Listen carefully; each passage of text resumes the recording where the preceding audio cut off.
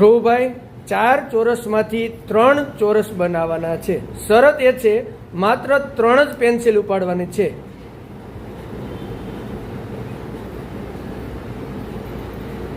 એક, 2 પેન્સિલ ઉપાડી, એ તો લંબચોરસ થયો.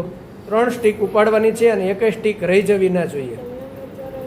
એક સ્ટીક, 2 સ્ટીક, ત્રીજી સ્ટીક. તો એક જગ્યા ખાલી રહે છે એક બાજુ. 1,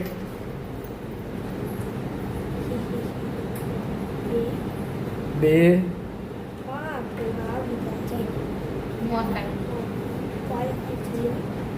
એક પેન્સિલ રહી ગઈ.